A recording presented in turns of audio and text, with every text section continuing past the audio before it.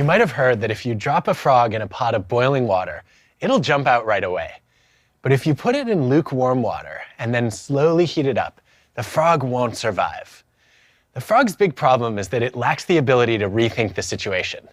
It doesn't realize that the warm bath is becoming a death trap until it's too late. Humans might be smarter than frogs, but our world is full of slow-boiling pots. Think about how slow people were to react to warnings about a pandemic, climate change, or a democracy in peril. We fail to recognize the danger because we're reluctant to rethink the situation. We struggle with rethinking in all kinds of situations. We expect our squeaky brakes to keep working until they finally fail on the freeway. We believe the stock market will keep going up, even after we hear about a real estate bubble. And we keep watching Game of Thrones, even after the show jumps the shark. Rethinking isn't a hurdle in every part of our lives. We're happy to refresh our wardrobes and renovate our kitchens. But when it comes to our goals, identities, and habits, we tend to stick to our guns. And in a rapidly changing world, that's a huge problem. I'm an organizational psychologist. It's my job to rethink how we work, lead, and live. But that hasn't stopped me from getting stuck in slow-boiling pots. So I started studying why. I learned that intelligence doesn't help us escape. Sometimes it traps us longer. Being good at thinking can make you worse at rethinking. There's evidence that the smarter you are, the more likely you are to fall victim to the "I'm not biased" bias. You can always find reasons to convince yourself you're on the right path, which is exactly what my friends and I did on a trip to Panama. I worked my way through college, and by my junior year, I'd finally saved enough money to travel. It was my first time leaving North America. I was excited for my first time climbing a mountain. Actually an active volcano, literally a slow-boiling pot. I set a goal to reach the summit and look into the crater. So we're in Panama. We get off to a late start, but it's only supposed to take about 2 hours to get to the top.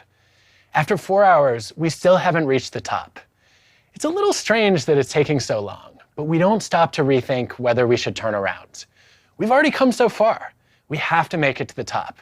Do not stand between me and my goal. We don't realize we've read the wrong map. We're on Panama's highest mountain. It actually takes 6 to 8 hours to hike to the top. By the time we finally reach the summit, the sun is setting. We're stranded with no food, no water, no cell phones, and no energy for the hike down. There's a name for this kind of mistake. It's called escalation of commitment to a losing course of action. It happens when you make an initial investment of time or money, and then you find out it might have been a bad choice. But instead of rethinking it, you double down and invest more. You want to prove to yourself and everyone else that you made a good decision. Escalation of commitment explains so many familiar examples of businesses plummeting. Blockbuster, BlackBerry, Kodak. Leaders just kept simmering in their slow-boiling pots, failing to rethink their strategies. Escalation of commitment explains why you might have stuck around too long in a miserable job, why you've probably waited for a table way too long at a restaurant, and why you might have hung on to a bad relationship long after your friends encouraged you to leave. It's hard to admit that we were wrong, and that we might have even wasted years of our lives. So we tell ourselves, if I just try harder, I can turn this around.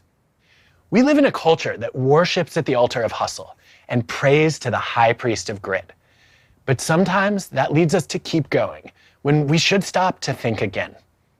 Experiments show that gritty people are more likely to overplay their hands in casino games and more likely to keep trying to solve impossible puzzles.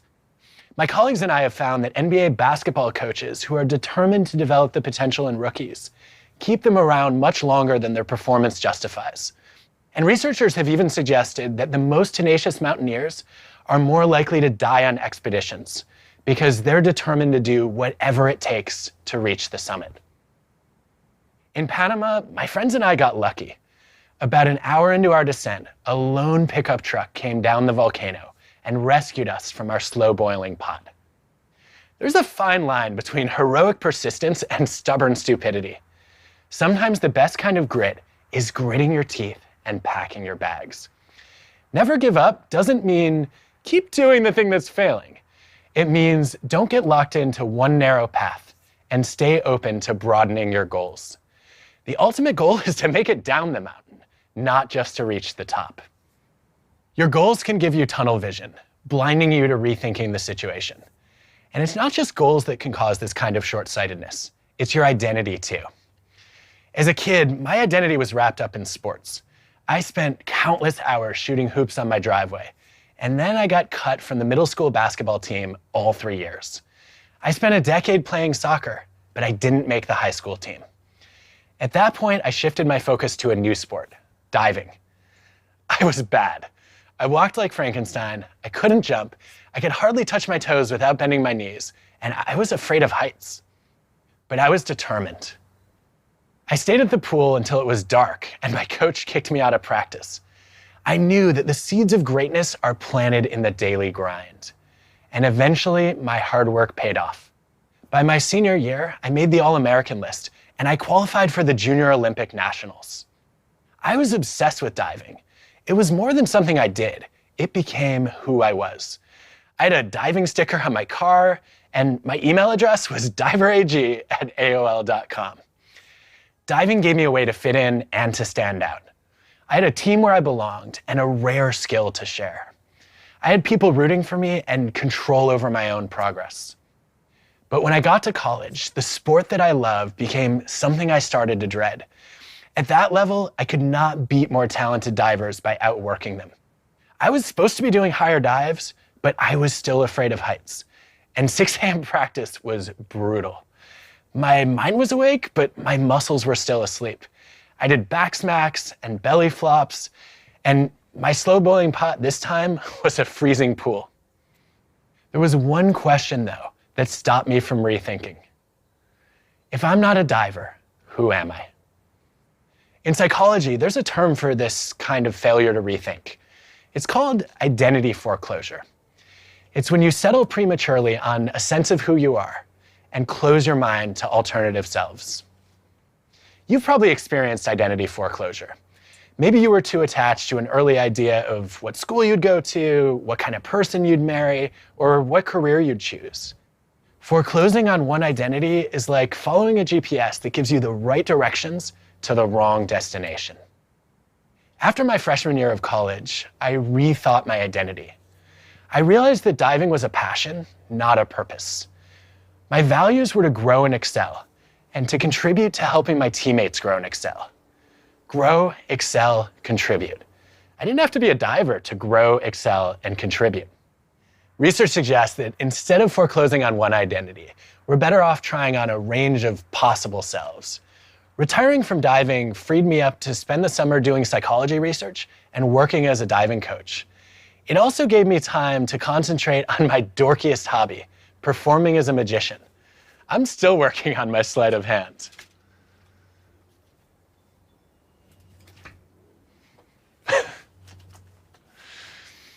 Opening my mind to new identities opened new doors. Research showed me that I enjoyed creating knowledge, not just consuming it. Coaching and performing helped me see myself as a teacher and an entertainer. If that hadn't happened, I might not have become a psychologist and a professor, and I probably wouldn't be giving this TED Talk. See, I'm an introvert, and when I first started teaching, I was afraid of public speaking. I had a mentor, Jane Dutton, who gave me some invaluable advice. She said, "You have to unleash your inner magician." So I turned my class into a live show. Before the first day, I memorized my students' names and backgrounds, and then I mastered my routine. Those habits served me well. I started to relax more, and I started to get good ratings. But just like with goals and identities, the routines that help us today can become the rut we get trapped in tomorrow. One day, I taught a class on the importance of rethinking, and afterward, a student came up and said, "You know, you're not following your own principles." They say feedback is a gift, but right then, I wondered, how do I return this? I was teaching the same material the same way year after year. I didn't want to give up on a performance that was working. I had my act down. Even good habits can stand in the way of rethinking. There's a name for that too. It's called cognitive entrenchment, where you get stuck in the way you've always done things. Just thinking about rethinking made me defensive. And then I went through the stages of grief. I happened to be doing some research on emotion regulation at the time, and it came in handy. Although you don't always get to choose the emotions you feel, You do get to pick which ones you internalize and which ones you express. I started to see emotions as works in progress, kind of like art. If you were a painter, you probably wouldn't frame your first sketch. Your initial feelings are just a rough draft. As you gain perspective, you can rethink and revise what you feel. So that's what I did. Instead of defensiveness, I tried curiosity. I wondered, what would happen if I became the student? I threw out my plan for one day of class, and I invited the students to design their own session. The first year, they wrote letters to their freshman selves about what they wished they'd rethought or known sooner. The next year, they gave passion talks. They each had 1 minute to share something they loved or cared about deeply. And now all my students give passion talks to introduce themselves to the class. I believe that good teachers introduce new thoughts, but great teachers introduce new ways of thinking. But it wasn't until I ceded control that I truly understood how much my students had to teach one another and me. Ever since then, I put an annual reminder in my calendar to rethink what and how I teach. It's a checkup. Just like you go to the doctor for an annual checkup when nothing seems to be wrong, you can do the same thing in the important parts of your life. A career checkup to consider how your goals are shifting. A relationship checkup to re-examine your habits. An identity checkup to consider how your values are evolving. Rethinking does not have to change your mind. It just means taking time to reflect and staying open to reconsidering. A hallmark of wisdom is knowing when to grit and when to quit. When to throw in the towel on an old identity and dive into a new one. When to walk away from some old habits and start scaling a new mountain. Your past can weigh you down, and rethinking can liberate you. Rethinking is not just a skill to master personally. It's a value we need to embrace culturally. We live in a world that mistakes confidence for competence, that pressures us to favor the comfort of conviction over the discomfort of doubt, that accuses people who change their minds of flip-flopping, when in fact they might be learning. So let's talk about how to make rethinking a norm. We need to invite it and to model it. A few years ago, some of our students at Wharton challenged the faculty to do that. They asked us to record our own version of Jimmy Kimmel's mean tweets. We took the worst feedback we've ever received on student course evaluations, and we read it out loud. It was easily one of the worst 3 classes I've ever taken, one of which the professor was let go after the semester. The number of stories you tell give Aesop fables a run for its money. Less can be more. Ouch. You're so nervous. You're causing us to physically shake in our seats. So great to finally have a professor from Australia. You started strong, but then got softer. You need tenure, so toughen up with these brats. I'm from Alabama. Prof. Sinkinson acts all down with pop culture, but secretly thinks Ariana Grande is a font in Microsoft Word. After I show these clips in class, students give more thoughtful feedback. They rethink what's relevant. They also become more comfortable telling me what to rethink. Because I'm not just claiming I'm receptive to criticism. I'm demonstrating that I can take it. We need that kind of openness in schools, in families, in businesses, in governments, in nonprofits. A couple years ago, I was working on a project at the Gates Foundation, and I suggested that leaders could record their own version of mean tweets. Melinda Gates volunteered to go first. And one of the points of feedback that she read said, Melinda is like Mary effing Poppins, practically perfect in every way. And then she started listing her imperfections. People at the Gates Foundation who saw that video ended up becoming more willing to recognize and overcome their own limitations. They were also more likely to speak up about problems and solutions. What Melinda was modeling was confident humility. Confident humility is being secure enough in your strengths to acknowledge your weaknesses, believing that the best way to prove yourself is to improve yourself, knowing that weak leaders silence their critics and make themselves weaker, while strong leaders engage their critics and make themselves stronger. Confident humility gives you the courage to say, I don't know, instead of pretending to have all the answers. To say, I was wrong, instead of insisting you were right. It encourages you to listen to ideas that make you think hard, not just the ones that make you feel good, and to surround yourself with people who challenge your thought process, not just the ones who agree with your conclusions. And sometimes it even leads you to challenge your own conclusions. Like with the story about the frog that can't survive the slow boiling pot. I found out recently that's a myth. If you heat up the water, the frog will jump out as soon as it gets uncomfortably warm. Of course it jumps out, it's not an idiot. The problem is not the frog, it's us. Once we accept the story as true, we don't bother to think again.